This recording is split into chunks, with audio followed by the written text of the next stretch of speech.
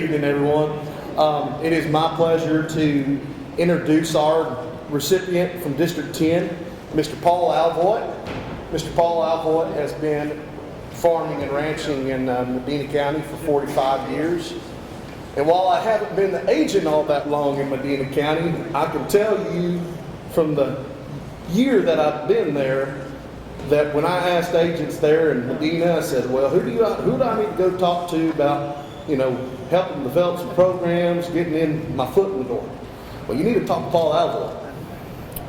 When I got down there and talked to the producers in the area, hey, who would be a great person to sit there and plan some of these programs, maybe get some sponsorships? Paul Alvoy. Paul has been volunteering with the 4-H in our county and helping those kids for, you can see it there, 34 years. I reckon he's been doing it a whole lot longer. He has a servant's heart.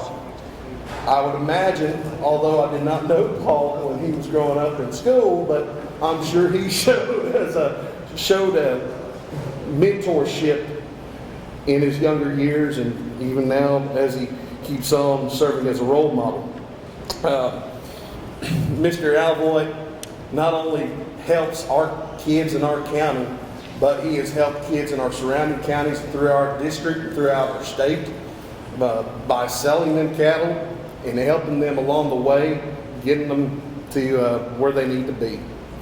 And I'm so sorry because I'm not a good speaker, Paul, but he has always been, since I got to Medina County, I knew that I could call Paul and ask him just about anything, and he would tell me what I should do and give me some guidance. And with that, you can read his bio here, but I wanted to give my personal opinion on you. You're a great man, and I cannot think of a better option for us to represent us as the Man of the Year for District 10. So I appreciate it, and appreciate you coming all the way up here. If you would, please come up here. Thank you, sir.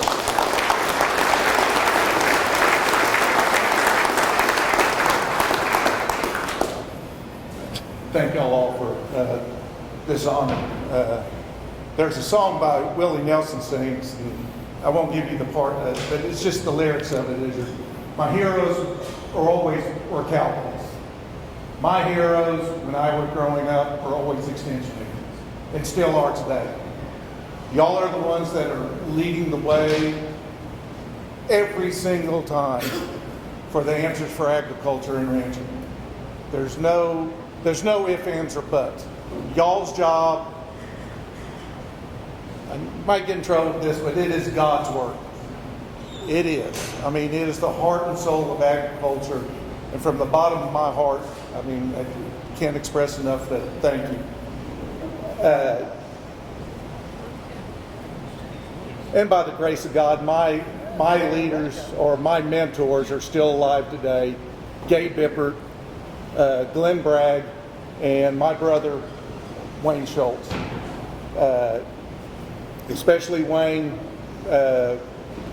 he's always been, when I was, I guess Wayne came to us when I was probably 14 years ago, 50 years ago.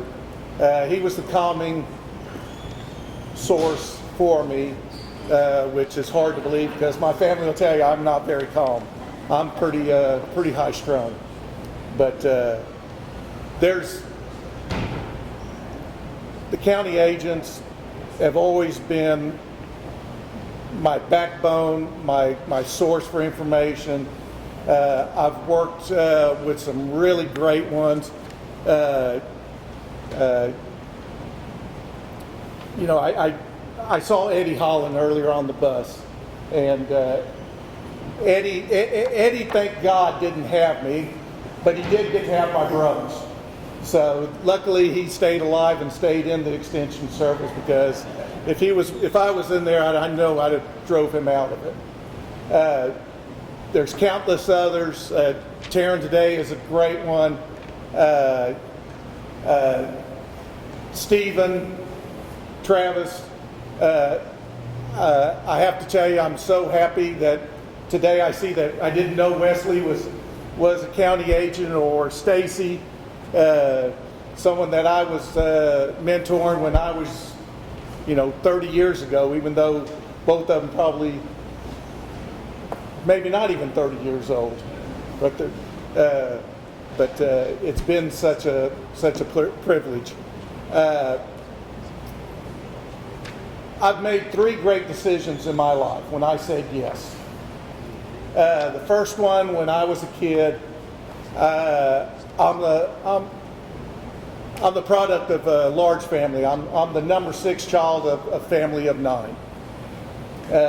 When I was probably 14 years old, my father, my older brother was farming with my father, and he was the firstborn. And as the firstborn, everybody knows that's the kiss of death, because that's just the two heads butting, young buck, old buck.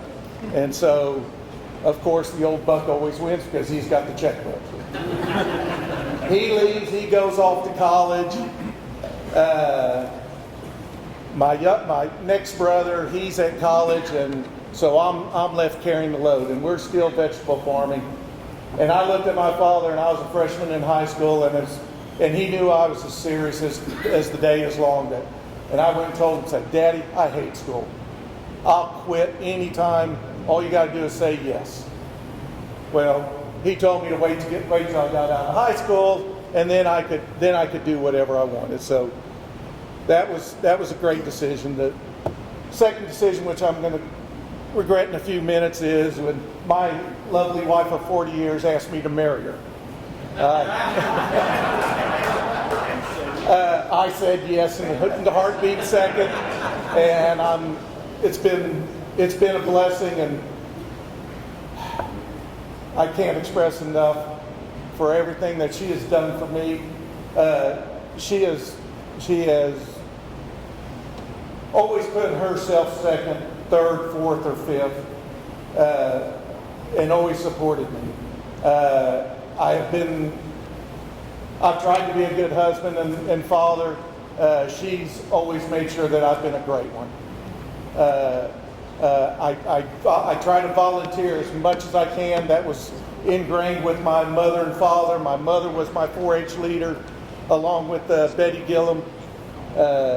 And so and I can't express enough, honey, I love you, and thank you so much for everything that you've done in the past and in the future. And she gave me 4 great kids. My oldest one is here, is Reenie. So proud of him. He's given me 3 great grandchildren, and you got back to the name of the grandchildren. Well, we really didn't know what they were going to name me, so we just waited for the first one to spit it out. Well, instead of saying Grandpa, she said Poopaw. And it's true about the imagination. That would probably be because I was always one to pull my finger. So, but thank you for being here. The third greatest decision of mine was I had been in 4-H leader for about 8 years, co-manager. A family moved in from Helotes, from San Antonio. They were dairy people. It was Sandy Steuben. Next to my wife, she is the love of my life. She is the greatest thing. We partnered up for 25 years. She's still going. We both retired 5 years ago, and she could only take 1 year off. She tried to talk me back, but I was like, "No, Sandy, it's time." I'm a big believer in the next generation. A door closes on you, another one will open up. I truly believe that. You just have to have the faith and the patience to look at that. She has been there. Like I said, she is greatest. Also want to give 2 great shout outs to my brothers in AgriLife, is Dwight Sexton and Brian Davis. They have been friends of mine for over 30 years. And they might not say, "I don't know, Dwight, if you've been in the Extension Service for 30 years, but it seems like that long." I'm really grateful for y'all's friendship and relationship. And like I said, y'all feel like younger brothers to me. Last but not least, I want to leave you with this. 110 years ago, roughly, 3 things happened that really started my life, or it's dictated my life. 2 of them dictate y'all's life. Around 1915, my grandpa Alvoy, and roughly about the same time, my mother's father, Grandpa Persine, came to America to live out the dream. They both came here around that time. That set forth our family. In coincidence, around that same time, AgriLife started, the Extension Service. And around that same time, 4-H started. Or 4-H was already out there, but that's when they combined up and became the 4-H National 4-H Club.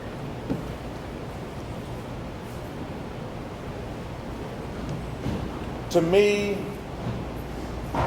what y'all do in line with 4-H is just a godsend. You're always there. You're always there for agriculture. Mr. O'Donnell brought it up earlier. And the perfect deal is, to me, is the way I live my life. It's the 4-H motto: to make the best better. I pledge my hands for larger service.